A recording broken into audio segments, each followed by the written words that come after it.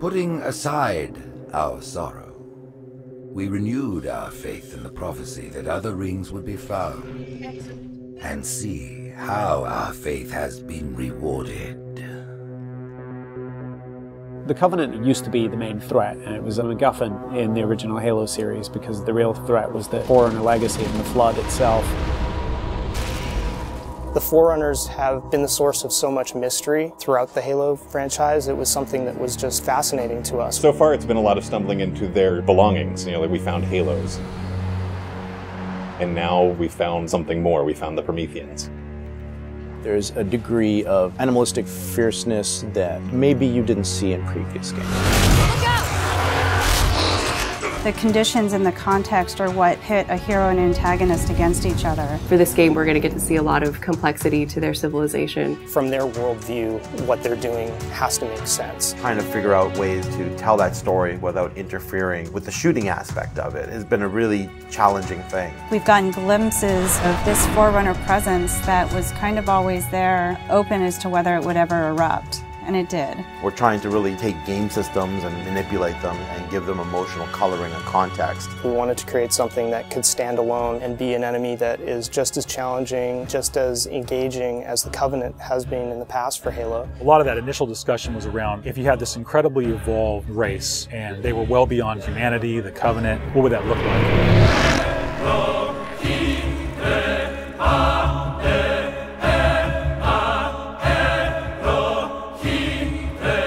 The design process for the Prometheans was intriguing, exciting, and then long and painful process. I think just because everyone was so invested in what they wanted out of them. How do you imply something strong, something vertical, something different? And how could we actually have a global logical language out of that Forerunner philosophy? Anybody who's played Halo goes, okay, Forerunners is the silvery angular stuff with blue lights across it.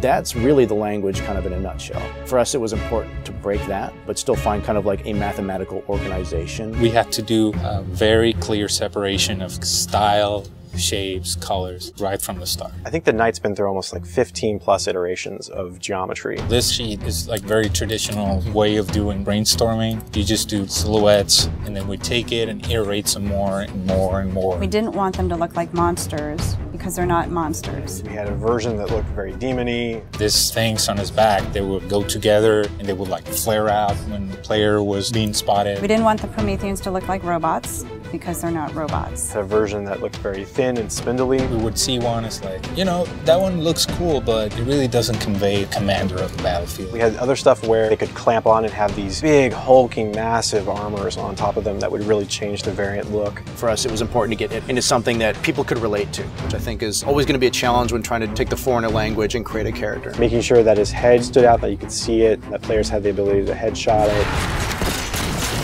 It falls also onto animation. They're able to bring these guys alive and make it feel believable and plausible and still be very fast and lethal. Locomotion didn't look heavy enough at one point, so we scrapped everything and did it all again. The Knight's like 12 feet tall, so if it doesn't feel heavy and menacing as it's walking around and doesn't intimidate the player, then we're not doing our job. There were not a lot of real-life elements that we could take. There are joints there, some of them are not physically connected. They're holed up with the space in between them, which is some of the features that the architecture has, which is big, massive buildings like floating, defying gravity.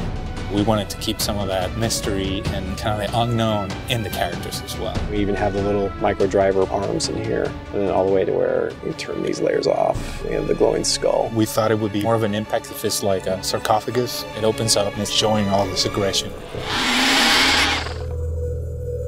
There's certain ways to approach fighting an elite with a group of grunts, and really what we wanted to do was change that up. The Covenant are tried and true. You know what you're going to get out of a grunt, you know what you're going to get from a jackal with his shield, the toughness of elites. Here are the brand new hooks to the sandbox.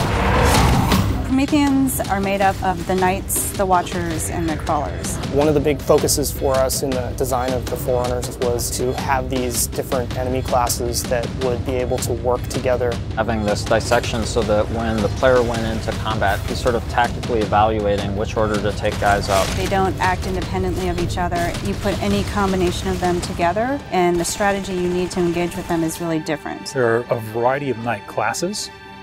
and each one of them is progressively more powerful. But your base knight actually starts just a little bit more powerful than an elite. But in addition to that, we wanted the knight to have his own set of traits and abilities. There's all kinds of these special features of each one of these characters that players haven't played in a Halo game before. You think about basic combat and counter design, a lot of the challenges designers face is how to introduce enemies. What would a Promethean do if it could bend time, space, form, matter? Knights can phase in out of anywhere. He's able to go where he needs to at any time, which is something the Covenant can't do. Heads up! Crawlers can walk on walls, walk on ceilings. If a knight shield bursts, crawlers will come rushing at you and try and like melee the player to get more aggressive. These certainly slot into that grunt style combatant. And so there was certainly a want to make sure that we can get a lot of them on screen. If you let too many of them get together, they become a really formidable force. One-off, super fun to take out. All together, it's like a pack of feral dogs. Its mandibles, when it screams, will actually separate and float around in the air while it's howling. Animation added so much fresh behavior to this character. It's very exciting. The Watcher is definitely a support class. One of the things we wanted to do with the Forerunner characters was constantly have them mix up their tactics and make the player react to it. The Watcher is able to regenerate knights. One of the things we needed to do when the Watcher design was coming along was make sure that the Watcher would actually fit inside of the Knight. That bursts out and swap to the actual Watcher asset. The Watchers are aware if a knight's damaged, they'll protect them, they'll catch grenades, so they kind of coordinate their efforts. The Prometheans feel like the most advanced of the bunch. They're able to bring all of their technology and wisdom to the battlefield. With new enemy class comes new weapon class. We literally concepted probably 200 weapons for this game before we settled on the half a dozen that went in. It's kind of like you've got that balance between humans' model of what a weapon's like and the desire to want to try and make something crazy and futuristic. We tried coming up with this perfect mix of stuff that was still relatable. You would still identify a weapon as a rifle or a shotgun or a submachine gun, even though they're almost magical.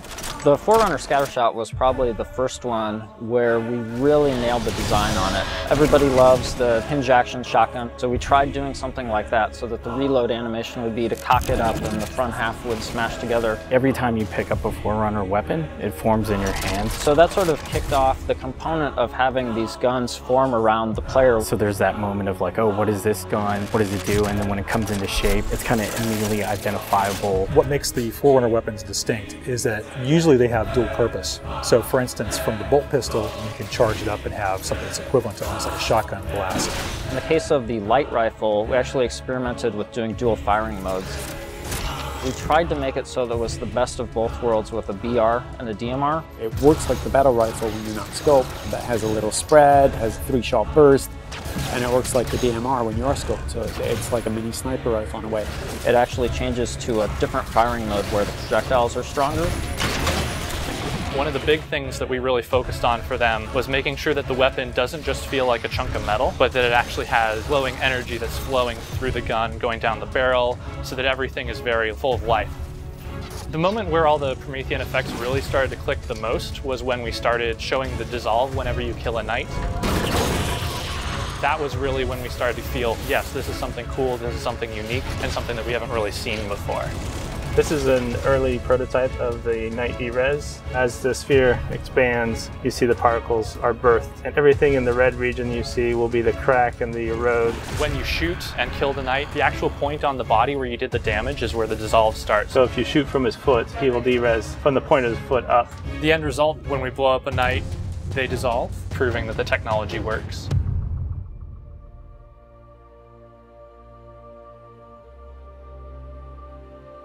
I look at the changes that we're making, and it really feels like we're making a sequel to Halo 3. And that's exactly what we're setting out to do. We have the Covenant from previous games. We have the UNSC. We had all these things to take from, like, all right, we can make a new take on this, but we had zero information to some of this Forerunner stuff.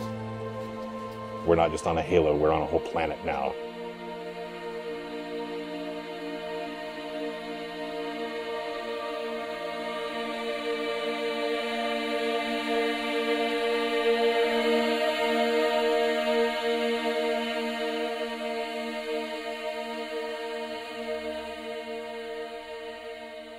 We're not just threatening one corner of the galaxy, we're threatening everything. We're listening to the fan feedback. We're incrementally evolving different aspects of the game design, but there's nothing really revolutionary. And I think that's important, because I think really good design is evolutionary, not revolutionary. And I think at some points we got in our heads with this game that we're just going to make another Halo. I don't think that's what people want. They may think they want that, but what they really want is something that speaks to the things that they love, but then provides them with something new.